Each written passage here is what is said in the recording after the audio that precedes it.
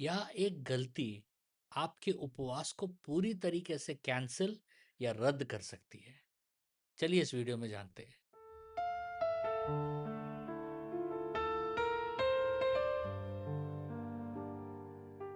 Video का अंत तक जरूर देखिएगा क्योंकि मैं एक सवाल पूछूंगा और पहले 3 सही जवाब देने वालों में से 2 जन को मेरा किताब इनाम में मिलेगा और किताब बाई पोस्ट आएगा आपके घर। और एक बात, मेरा किताब 40 दिन का संपूर्ण बाइबली उपवास मार्गदर्शन, इस किताब को जरूर पढ़िएगा।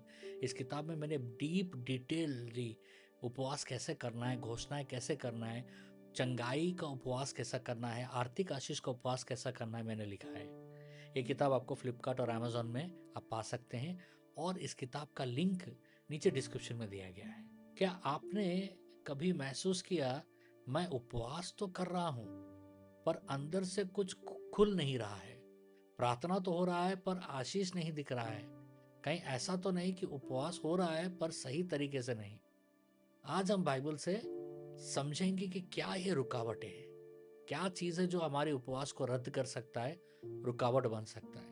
पहला, उपवास का सबसे बड़ा खतरा परमेश्वर को मजबूर करने की कोशिश। बहुत लोग उपवास इसलिए करते हैं कि हे परमेश्वर, अब तो करना ही पड़ेगा, मैं 21 दिन कर लिया, अब उत्तर दे। पर बाइबल में उपवास कभी भी परमेश्वर को नियंत्रण करने का साधन नहीं था।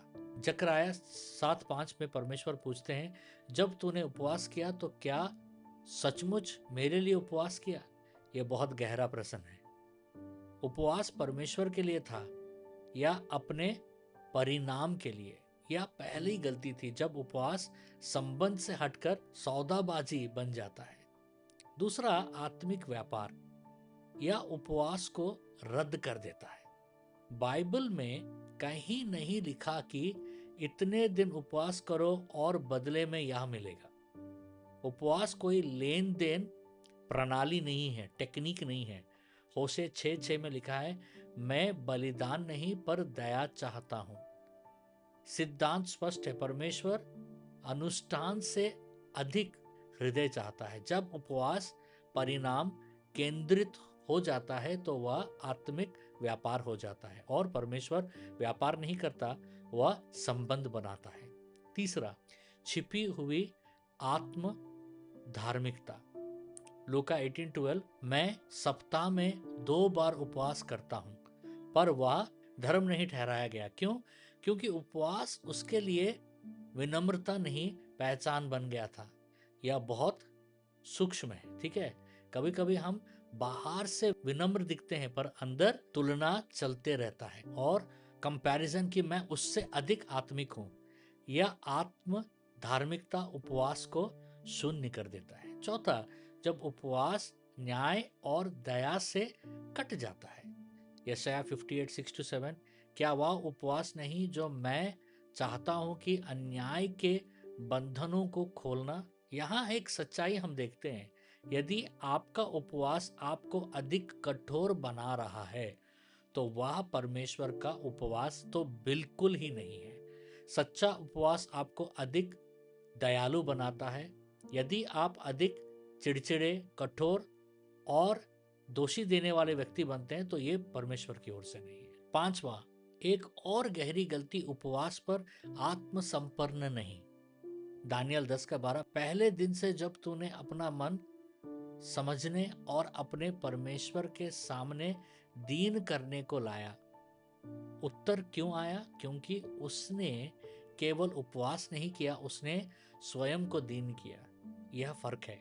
उपवास प्लस अहंकार रुकावट है, उपवास प्लस दीनता स्वर्ग की प्रतिक्रिया है। और एक सबसे गहरा सत्य, उपवास आपको शक्तिशाली नहीं बनाता, उपवास आपको निर्भर बनाता है। यदि उपवास के बाद आप अधिक मांग करने वाले, तो शायद उपवास ने शरीर को कम किया पर अहंकार को नहीं, या वही गलती उसे कैंसिल या असफल करता है। तो समाधान क्या है? उपवास शुरू करने से पहले उद्देश्य लिखे, किसी से क्षमा मांगे यदि आवश्यक हो। देखिए, परिणाम की समय सीमा परमेश्वर को दे। हर दिन कहे, हे प्रभु, मैं तुझे चाहता हूं, ना कि केवल उत्तर। भजन 51:17, टूटा और पिसा हुआ मन तू तुच्छ ना जानेगा। परमेश्वर भूखे शरीर से अधिक टूटा हुआ मन देखता है। कुछ सूचनाएं हैं, याद रखिएगा कि हर मंडे और ट्यूसडे को भारत के समय में रात को 9 से 10 बजे मैं लाइव आकर सपनों का इंटरप्रिटेशन करता हूँ। नीचे सपनों का इंटरप्रिटेशन, ड्रीम इंटरप्रिटेशन फॉर्म का लिंक दिया गया है, उसमें आप अपने सपनों को भेजिएगा। और फर्स्ट और थर्ड फ्राइडे को मैं भारत के समय में रात को 9 से 10 बजे मैं आकर लाइव प्रेयर चलाता हूँ, आप हमारे साथ ज़रूर जुड़िएगा। और दूसरा फ्राइडे और चौथा फ्राइडे को हमारा 12 घंटा का प्रार्थना चलता है, सुबह 7 से शाम को 7 बजे तक। कई हजारों लोग हमारे साथ जुड़ते हैं, आप भी हमारे साथ जरूर जुड़िएगा। अभी मैं एक प्रार्थना करने वाला हूँ, इस प्रार्थना का स्क्रीनशॉट निकालकर आप बाद में भी प्रार्थना कर सकते हैं या अभी मेरे साथ प्रार्थना कर सकते हैं। चलिए प्रार्थना करते हैं। हे पिता यीशु के नाम में, यदि मेरे उपवास में कोई गलती है उसे प्रकट कर, मेरे हृदय को नम्र कर, मुझे क्षमा करना सिखा, मुझे दिखावे से बचा, मेरे भीतर सच्चा पश्चाताप ला। मैं घोषणा करता हूँ, मेरा उपवास केवल भोजन का त्याग नहीं, वह हृदय का परिवर्तन हो। यीशु के नाम में आमीन। अब ये रहा आज का सवाल। यशाया 58 में परमेश्वर ने कहा कि लोग उपवास के दिन क्या कर रहे थे। एक लाइन में भी उत्तर दे सकते हैं और पहला 3 सही जवाब देने वालों में से 2 जन को मेरा किताब इनाम में मिलेगा और किताब बाय पोस्ट आएगा। और एक गुजारिश है, प्लीज़ आप कमेंट्स चेक करते रहिएगा क्योंकि मैं विनर को कमेंट में अनाउंस करता हूँ। अगर आपका कोई सवाल है तो ज़रूर कमेंट कीजिएगा। अगर आपको प्रार्थना का ज़रूरत है तो नीचे डिस्क्रिप्शन में प्रार्थना का फॉर्म का लिंक दिया गया है, उसमें आप अपने प्रार्थना को ज़रूर भेजिएगा, मैं आपके लिए प्रार्थना करूँगा। परमेश्वर आपको बहुत आशीष दे।